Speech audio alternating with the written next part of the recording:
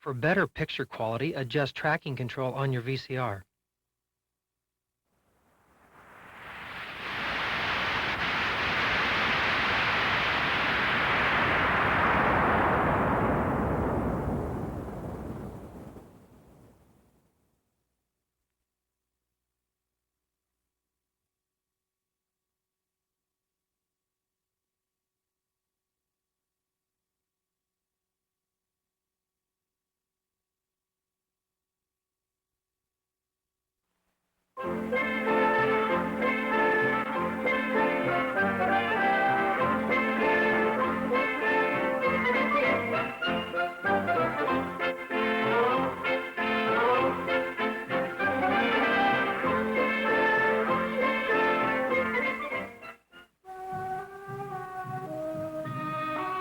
Many centuries ago in the ancient country of Persia, there lived two brothers.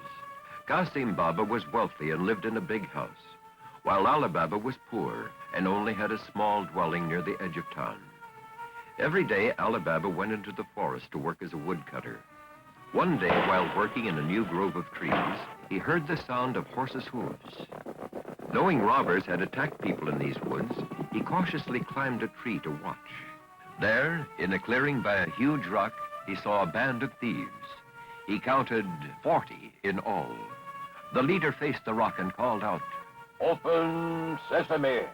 And a strange thing happened. Ali Baba couldn't believe his eyes. The rock had opened up like a giant door, revealing a cave beyond. The thieves marched into the cave carrying their sacks of stolen goods. Ali Baba realized what he had discovered. It's the thieves' treasure hideout. Soon the 40 thieves returned from within the cave. After mounting their horses, the robber chief shouted, "Close sesame!" And the rock door swung into place, leaving nothing to reveal the hidden wealth sealed inside. Then, while the amazed Ali Baba watched, the thieves rode away. Soon Ali Baba got enough courage to go close to the rock and try the magic words. "Open sesame!" The door obeyed. Nervously, he went inside the passageway. It led him to a giant cavern filled with chests of jewels and bags of gold and silver. Never had Ali Baba seen so much treasure. But he knew now he had learned a dangerous secret. If the robbers found him here, they would slay him on the spot. Quickly, he gathered up 2 sacks of gold and dashed out. "Close sesame!"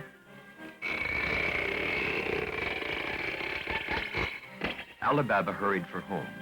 He told the story to his wife, but she said it was wrong to keep the money. It was stolen and must be returned to its true owners.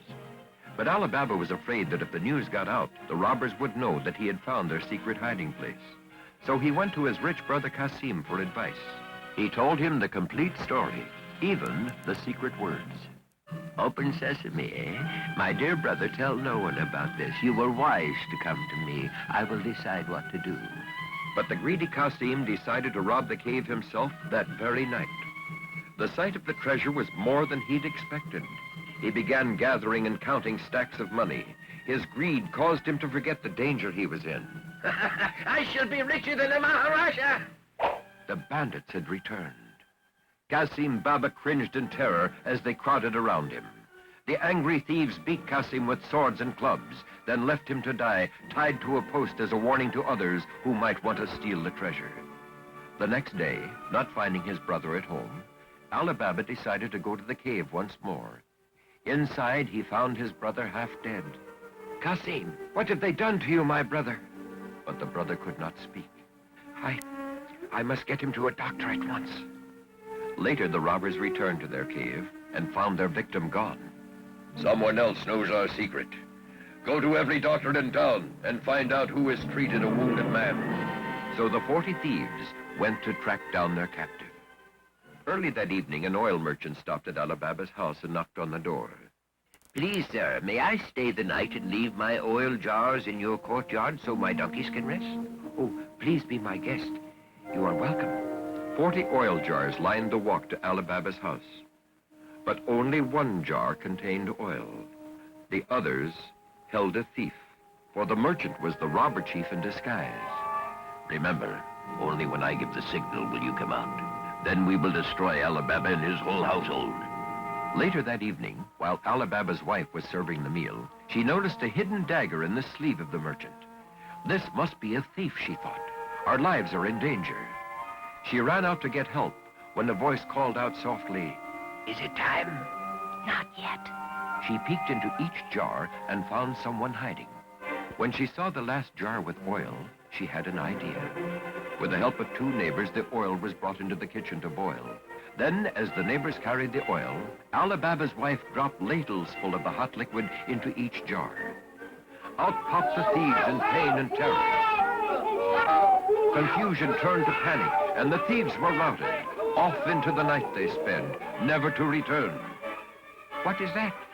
Alibaba and the disguised robber chief heard the noise. My men have come out early to destroy your household, so now I must make short work of you.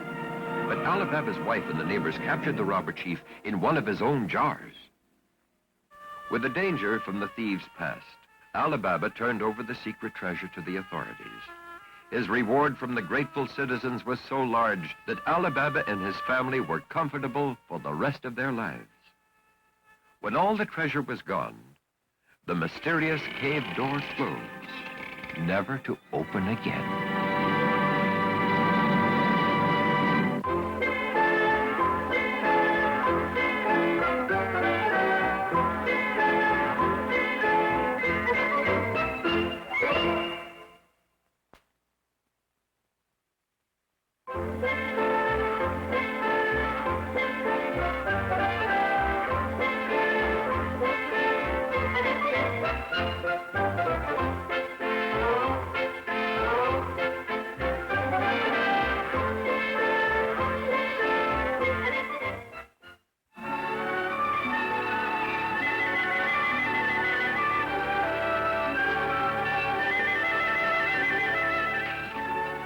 Sparky was a little boy who liked music, and he liked to sing. He particularly liked to sing out in front of his house, where he could see a big mountain. Whenever he sang there, his voice went all the way to the mountain, struck it, and bounced right back to Sparky, so that he could hear himself sing. It was an echo, and almost every day, Sparky sang his own little song to the mountain. Hello, hello, how do you do? Hello, hello, and how are you? Hello,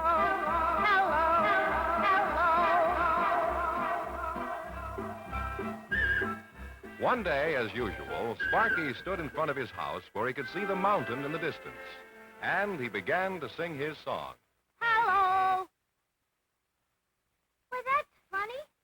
My voice didn't come back to me. I'll try it again. Hello? Hello? Oh, my goodness. Now my singing voice is gone.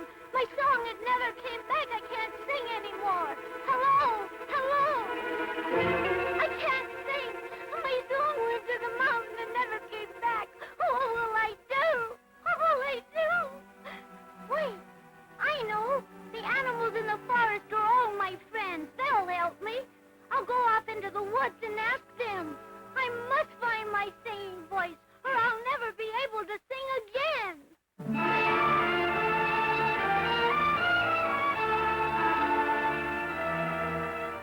So Sparky went off into the woods to get some help from his animal friends.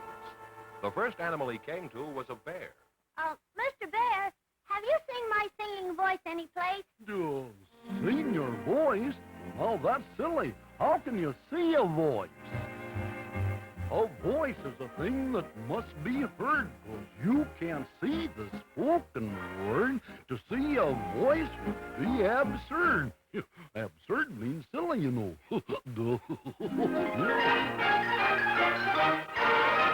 Oh, well, thanks anyway, Mr. Bear. I know you can't see a voice. That's what makes it so hard to find. Guess I'll just have to keep trying.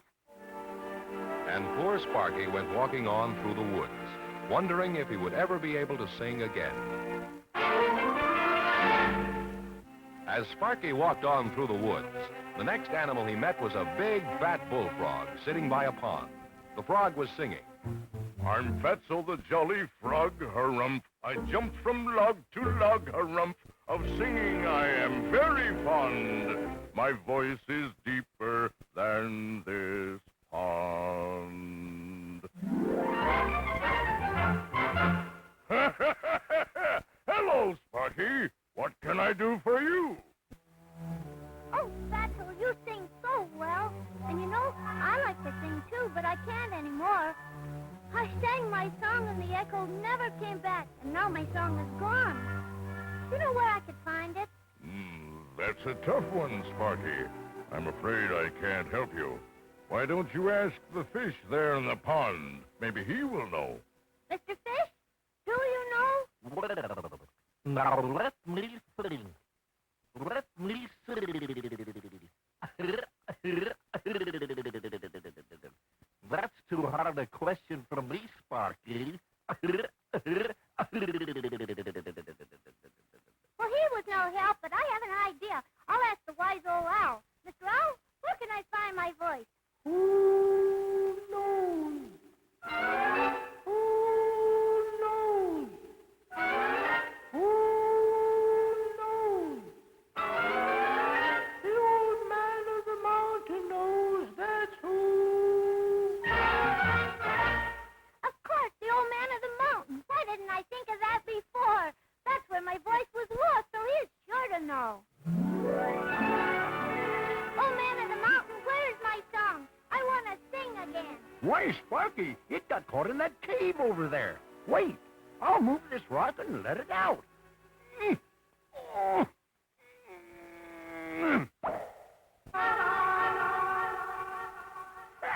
There you are, Sparky.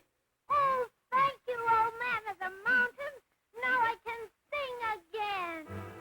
Hello, hello, and how are you?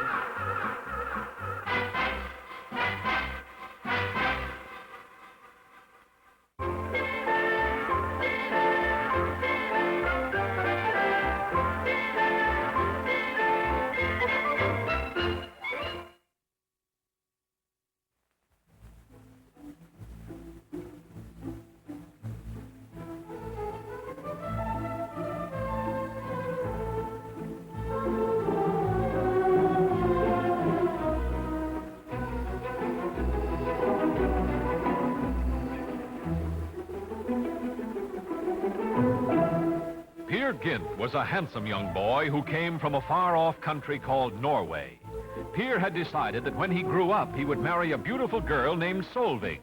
She had said to him, "Someday, Peer, if you learn to work for what you want instead of just taking it, maybe we will marry and be happy."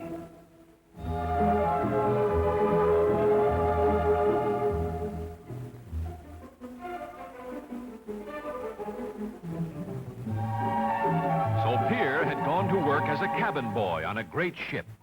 He had sailed from Norway to a strange country called Arabia, where many of the people lived the year round in tents and traveled over the sandy deserts on the backs of camels.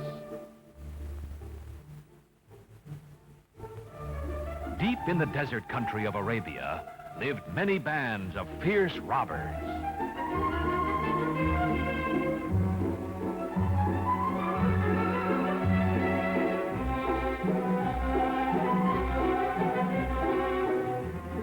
In Arabia, Peer met a beautiful but dangerous dancing girl named Anitra.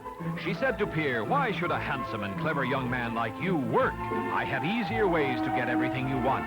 I know how we can steal all the money and jewels from Al-Hamid, the wealthy merchant, and we'll never be caught."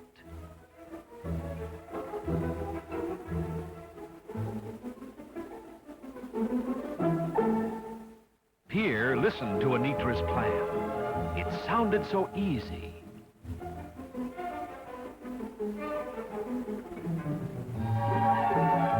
Late that night, when Al-Hamid was away, Anitra showed Peer how to break into the stronghold of the wealthy merchant. It was dark, and Peer was very, very frightened. But he did just as she had told him, and soon found the money and the jewels exactly where Anitra said they would be hidden.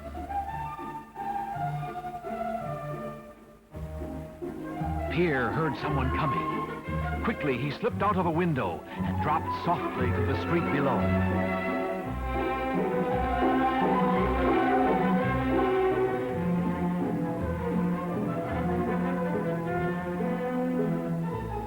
With enough money and jewels so they would never again have to work for anything they wanted, Peer and Anitra jumped on a huge white horse and rode off into the desert. But neither Peer nor Anitra noticed the dark eyes that watched them as they rode away.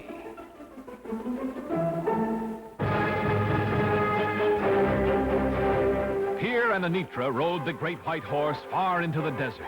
At last they stopped to rest and divide the treasure. Peer began to feel that maybe he should not have listened to Anitra, but when he saw all the money and jewels spread before him, he thought to himself, how will Solvig ever know? And greedily he began to take his half. Finally, the two equal shares were placed in separate saddlebags and hung over the great white horse. Anitra told Peer to wait while she ran to the top of a small hill and made sure there was no one in sight. Peer waited. He saw Anitra signal. Had she seen someone? Had they been followed? Anitra came running back. Peer, she whispered, go to the crest of the hill and see for yourself. Peer left the great white horse and ran to the top of the hill. He looked into the distance, but there was nothing. He turned, then he saw he had been tricked. Anitra had mounted the horse, and waving back at him, she had galloped away with all the money and the jewels. Alone in the great desert, Peer trudged slowly through the hot sand. What a fool he had been. Evening came. Peer was thirsty and hungry. The desert was burning in the daytime, but at night it was freezing. Far ahead, Peer saw fires. As he came closer, he could see it was probably the camp of robbers. He crawled as close as he could. And there he saw Anitra standing before the robber chieftains. The tribesmen had captured her, taken all her money, and made her a slave.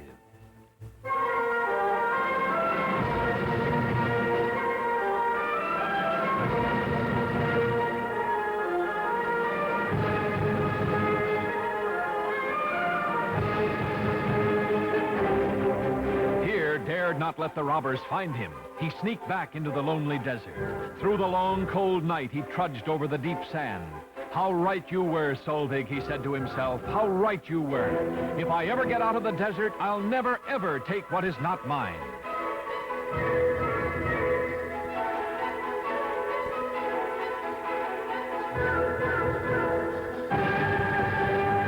All next day, Peer struggled across the burning desert. And just when he thought he couldn't take another step, he saw the ocean ahead, and he knew he would be safe. He had learned his lesson.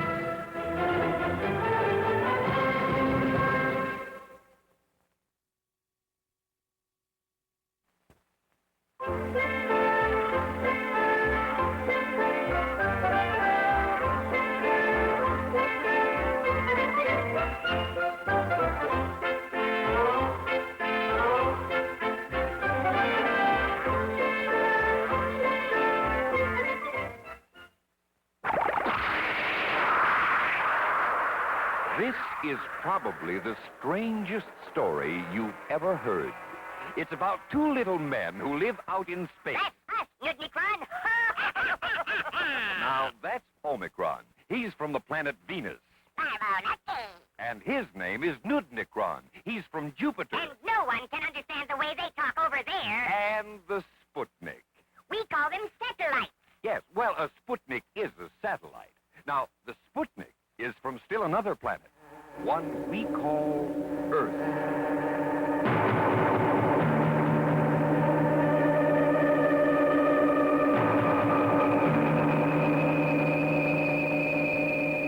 One day, not so long ago, when no one was looking, Omicron and Nudnicron landed their tiny rocket ship on our planet Earth. They'd been sent here from space on an important secret mission.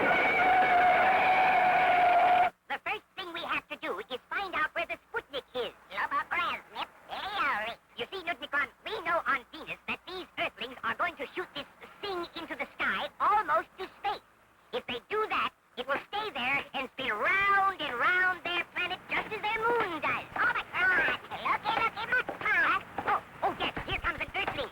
Now, this should be funny, since Omicron is only the size of a soda pop bottle, and the Nudnikron is shaped like a small orange egg. Stop where you are, Earthling! Oh, dear. The grass is talking to me.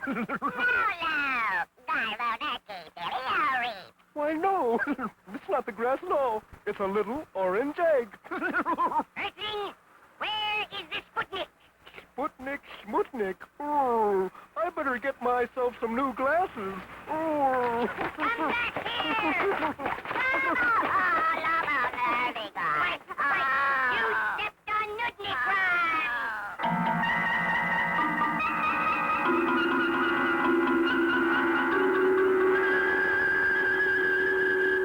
Well, the Nudnikron was not seriously hurt, so they continued to search the Earth for the Sputnik. After looking high and low for days, they'd almost given up. Then, as they were flying low over cold, snowy mountains on the other side of our world... Nudnikron! Nudnikron, look down there! There you go! Aye! That's a rocket! It's about to be shot into space! Down we go! And down they went.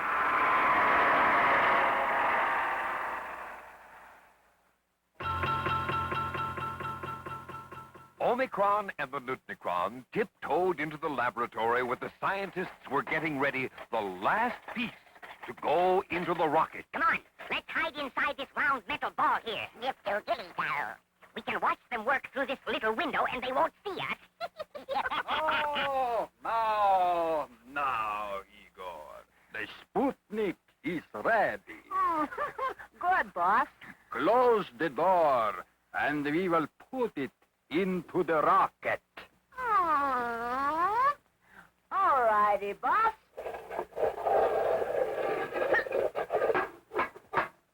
Nudnikron, we're locked in. This is the Sputnik. Very good, Talky Mutt. And before they knew what had happened, they were hoisted into the air, dropped in the nose of the rocket, and on their way into outer space. Now, of course, going into outer space was nothing new to Omicron and Nudnikron, but being locked tight inside a Sputnik was... Lola Frasnik, Omicron. Very good. Now, don't worry, Nudnikron. I'll get this door open in a little while, and we can jump. Our space parachutes will get us back to Earth all right. Yellow. Oh, the only thing I worry about is a wreck with one of our spaceships. So look, you go near that window over there and shout like a horn. Beep, beep. Yes, that's the way, and we'll warn any ships nearby, okay? Beep, beep. Yes, start now. Beep, beep. Beep, beep. Beep, beep. And back on Earth, as the anxious scientists listened to the Sputnik on the radio, what did they hear? Why, Igor, it's sending code. Yeah. But you and I know better now. It wasn't code at all. It was... Omicron and Nudnikron.